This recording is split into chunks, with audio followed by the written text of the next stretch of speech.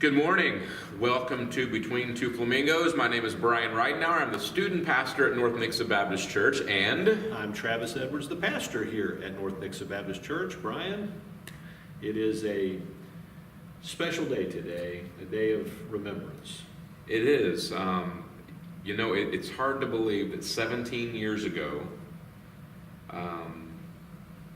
that planes flew into the towers in New York City, and I'm sure you can tell me exactly where you were. I was at Spokane High School. I was proctoring a test for kids, and one of the teachers came in and said, "You need to get to the teacher's lounge." And man, it was devastating. Right. But still today we remember the loss of life. I know that every year, probably even right now still, they're reading off names of those who passed away in that incredible attack. Yeah, I didn't actually see it firsthand. I was actually downstairs getting ready, and I was living with my parents at the time, and my dad came down and told me what had happened. And of course, he had seen the first plane fly into the tower, and of course, at that time, they didn't know what was going on. They thought maybe it just was an accident. Then not long after, the second plane flew into the other tower, and by then everybody knew something was going on, and something that our nation had never experienced before. Exactly. So today is just one of those days where there's just somberness, as you remember, what happened, and it's a day that we'll never forget, nor should we ever forget. Well, to help us in this remembrance time, last week I put a little blurb on Facebook asking if any of my friends knew anybody that had any connection to 9/11. And I got several responses, people saying, "Oh, but they live in New York City." And but then I got one who said, "Hey, did you know that Nixa has a police officer that was actually there?" And I reached out to Officer Frank Donohue.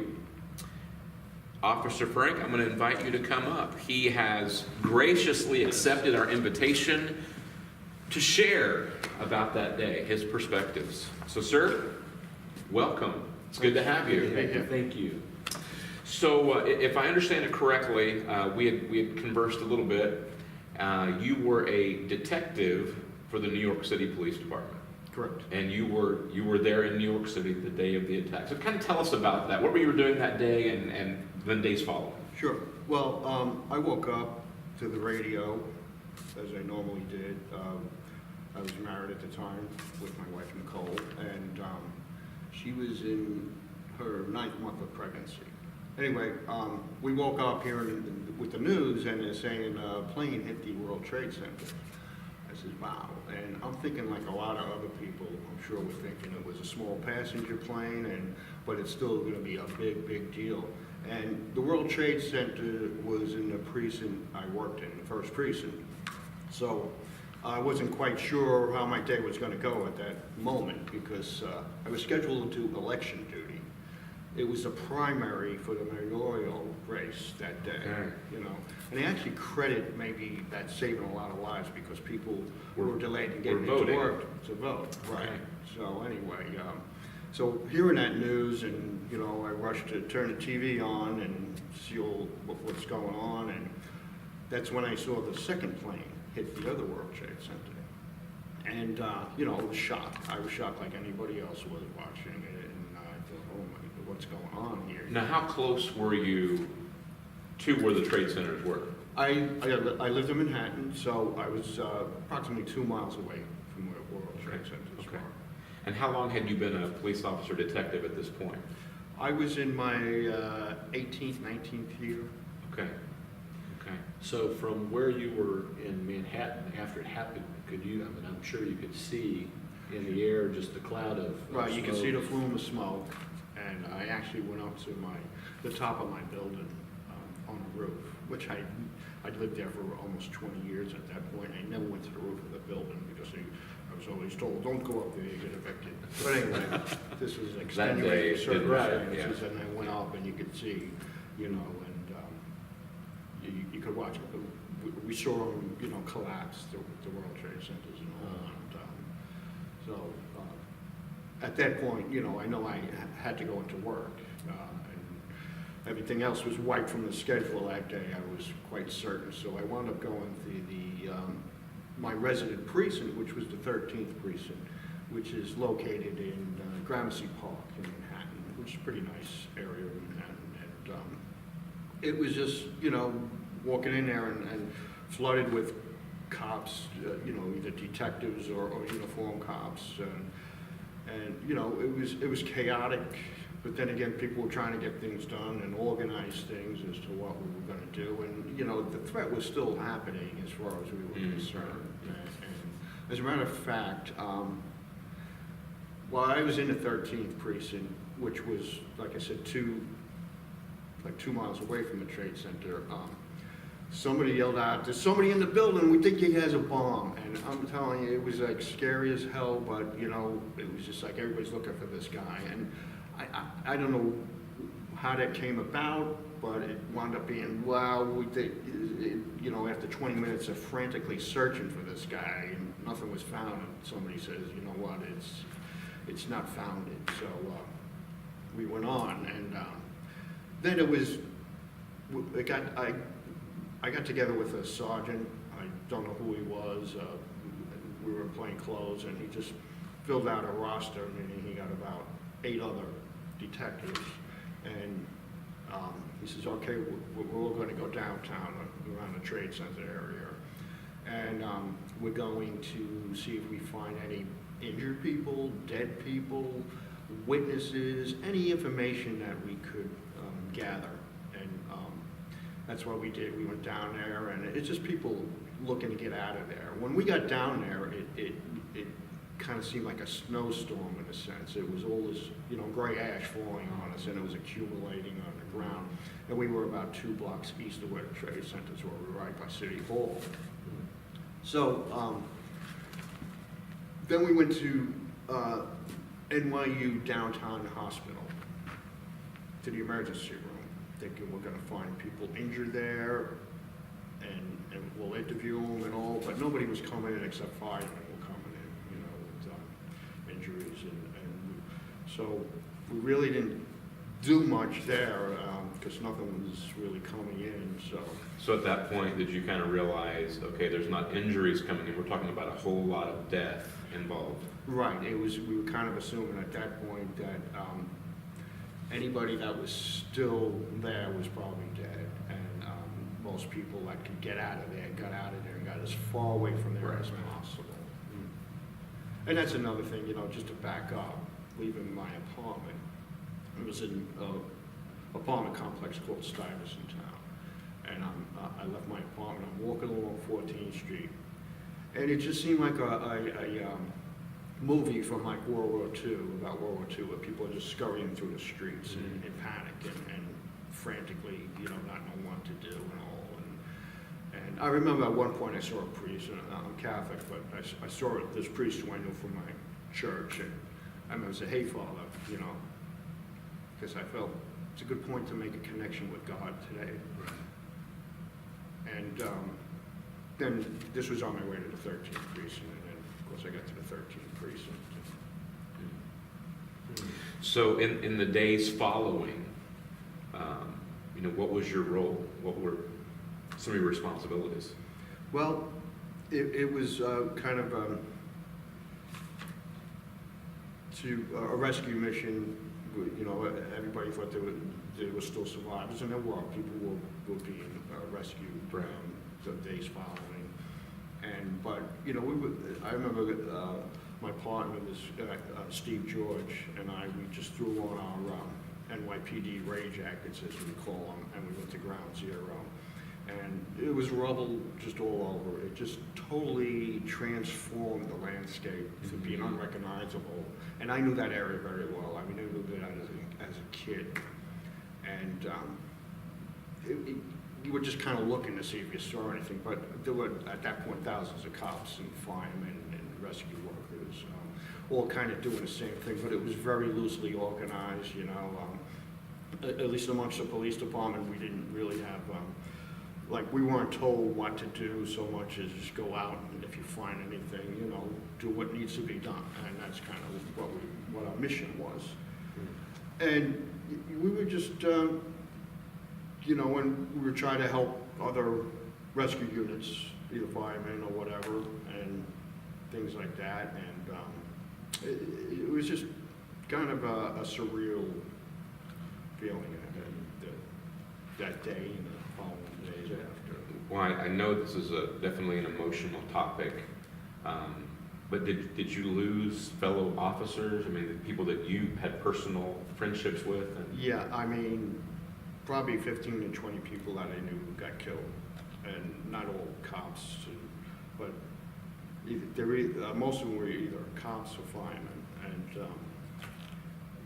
you would find out the days afterwards, because it was just so much to encompass and take in that you weren't hearing everybody that was missing at that point, like the first few days. And you know, there was one guy I remember. His name was Sergio Villanueva, and I worked with him in narcotics. He was an undercover narcotics detective, and you know, a year or two prior to this, and he was an excellent undercover. Like, he was a very charismatic guy, and he decided, him and his girlfriend had a novelty shop in Queens, and a lot of it's kind of common for firemen to be ex-cops because of the hours. They could structure their hours a lot better, and if you have a business, it's advantageous to be a fireman. Anyway, and plus, his girlfriend thought it'd be a safer job, and he became a fireman. And that morning, he was about getting off. It was because it all happened around 8 o'clock in the morning, and he was like ready to go home, get off and go home, and then the news hit. He was in Brooklyn Fire Department, right across from Manhattan, and he grabbed a rookie off the truck, and he went, and he never came back. You know, I went to his funeral. I didn't go to any other funerals but his. I mean, there were funerals like after that, you know, just about every day. Right. And it was a great funeral. I mean, in the respect of, it was quite a tribute to Sergio. And you know, the mayor was there, and it was a big deal. Well, I know in the days following, just the resolve of, you know, the people who lived in New York was such an inspiration, you know, really to the entire world, but certainly to the nation. You know, I mean, I think all of us kind of followed your lead. I mean, and it was just an inspiration to watch, not being there, but, you know, feeling the emotion, just seeing how resolute you all were in the face of such a tragedy that, I mean, none of us could imagine actually being there at ground zero. You know, so thank you for, number one, your service. I mean, that in a day and time where that's kind of overlooked, unfortunately, we appreciate your service. Yes, we you do. know, and not only that day, but what you're doing today. You know, we need men and women like you, and we are so appreciative of what you're doing. So, is there anything else that, I mean, that really just stands out that maybe we haven't asked that you would like to share? Well, just to kind of add on to what you said, and you know, it was the best of times, it was the worst of times. I'd like to take credit that I made that up, but I didn't. I think I've heard it before. But, you know, it was such a tragedy of such great magnitude, but the outpouring of goodwill to us, and it was incredible.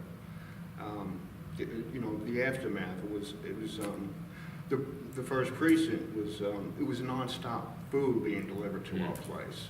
And I'm talking top shelf catered food from like that, a few cooking schools in the area, and restaurants, and you know, they had to tell them to stop at some point. I mean, it was, and you know, just all the people volunteering and all.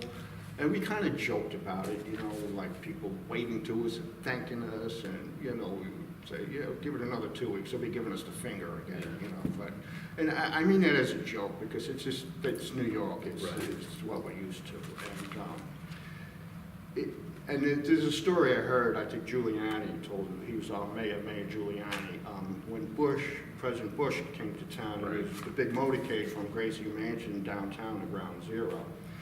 And there was, you know, the West Side Highway was lined with people, you know, waiting for the president and to pass by with the mayor in a limo and all, and everybody's waving, you know, and like I said, it was a lot of goodwill, and it was bipartisan support for us, and Rudy Giuliani, the way he tells it, I leaned over to President Bush, I said, by the way, none of these people voted for you. Well, I was going to ask, were you there when the president was standing and using the? No, I wasn't, and I was in the precinct. Okay. But I heard that he was there, and I wanted to get there, but I got busy with something else. But you know, I think that was one of the greatest speeches ever. I mean, I really do. Yeah. Well, okay. So let's lighten the mood a little bit. So you ended up here in Nixa. How did you end up here? You know, what brought you from New York City? I mean, we're talking about fast-paced, crazy, big, busy, to here. What happened? Well, I was married at the time, and so I retired about a year and a half later after 9/11, and a week after, about a month after 9/11, my first daughter was born, Shannon. She was born in NYU Hospital, and which, if I might just veer off a little, was kind of the morgue was on 30th Street and First Avenue, and NYU Hospital was on 34th Street and First Avenue. And one of our duties following 9/11 was to go to the morgue. And if something was recovered, a finger, an arm, a body, there need to be continuity as far as keeping that piece of body part or person in sight and followed around through the process for identification purposes. Because they were using DNA to identify. Right. Like if you got somebody's finger and you had their DNA, you could identify them, and that was happening in most cases. And so that was one of our duties, and I remember being there like a few days before my daughter was born, and the day my daughter was born, I'm in the hospital. So I was seeing death and life within a few blocks of each other. You know, and that's the picture of life, isn't it, really? I mean, you know, that's the paradox. You've got life on one street, death on another, and yeah, that had to be, and your range of emotions for you, I mean, going from having to be around death, then to this exciting moment in your life where your daughter is born, it had to be hard to balance those emotions. Yeah, it was, you know, kind of, you know, should I be happy? You know, I kind of felt guilty about being happy, but I'm happy. It's, you know, nothing like a new life. Exactly. When it's a child. Yeah. So when did you come to Nixa? In 2003. Okay. In the summer of 2003, I came here. And did you come for the specific purpose of being a police officer here? Did you start out being a Not police really. officer?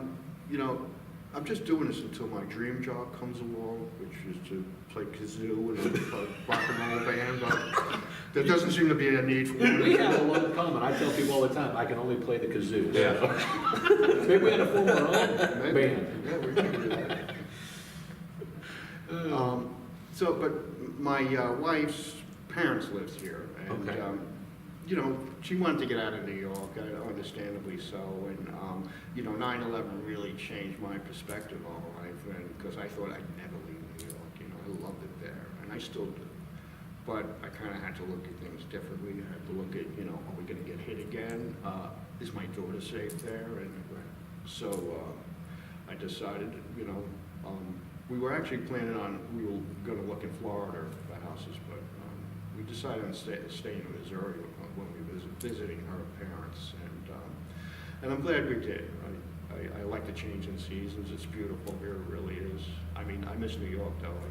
I always miss it, but, Do you go back very often? yeah, once a year. Okay. So, yeah. Was it hard for you to adjust from the fast-paced life of New York, coming to Nixa? Was that a big adjustment for you? Yes, I didn't really understand how you could call the express lane in Walmart the express lane when they took their time. Oh yeah, come on, I got things to do. You know, I really had to curb my energy or whatever to really slow down, and it did take me a while to acclimate to this area. So how long have you been a police officer in Nixa? Since 2004. Actually, it was the end of 2004, 2005. So about 13, 14 years now. Okay. Very cool. Well, you know, as Travis said earlier, we are so thankful for your service. You know, I think police officers are getting a bad rap, and that you guys are the courageous ones, the brave ones that are keeping us safe. Right. And we appreciate that. Well, it's a pleasure. And by the way, you know, I used to be more cynical, thinking that it was us against them at times, but I really don't feel that way, and there's so much evidence to prove otherwise that we really are supported. I mean, there is a segment of society that just is always going to hate the cops no matter what they do, and there's always going to be another segment that is very judgmental. They might support us but think they could do it better, and you know, this is something I have to live with. You know, I don't take it personally for the most part. Well, let me ask you this, and this we can wrap this up pretty soon, I think. How could a church help a police department? I mean, in what ways could the church help out, you know, in the community, making your jobs easier? Can you think of a way? Offhand, no. I'd probably come up with an answer later on, but right now I'm really thinking of. I mean, I know we're supported by a lot of churches and religions and all, and you know, I always feel like a true religious person is going to be more understanding of people in general. So it only makes sense to be more understanding of our job and what we might go through and all. Right. Well, I can tell you this, that for our church, we can definitely commit to praying for you, praying for your department. I know that, I don't know, last year, I think our youth group swung by there and we brought you guys a couple of dozen donuts, and so we can provide some food from time to time. But you know that North Nixa is here, and if we can help you all, That's right. you let us know. Okay, appreciate that. Well, Travis, on this day, anything else that you want to? No, I just want to encourage everybody. Do take time today to remember, pray for those who are still hurting. You know, 17 years later, you know, the loss is still great. You know, for so many people, and so just take some time today to remember. Be grateful for your friends, your family, those who are close to you, because you know you truly never know when something's going to happen.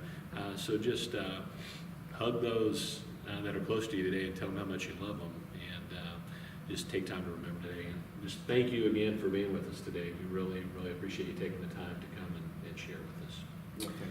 And you know, I think this is also in a time where there is an effort to erase part of our past. I think this is an opportunity for you as parents out there, like my kids. Mm-hmm. My kids weren't alive. Right. But we've tried to share with them, you know, the historical significance of that day, and this is an opportunity I think that you could share with other folks that if you know, younger generation especially that didn't know what happened, we happen to have an individual here that was there, and I think it's pretty powerful. It is pretty powerful. So I would encourage you to like the video, to share the video, and you know, we would love to see in your comments. You know, where were you that day? What do you remember most about that day? Do you know people that were there? We would love to, you know, to see your feedback. And once again, thank you for watching. And so, until next time, thank you for watching Between Two Flamingos.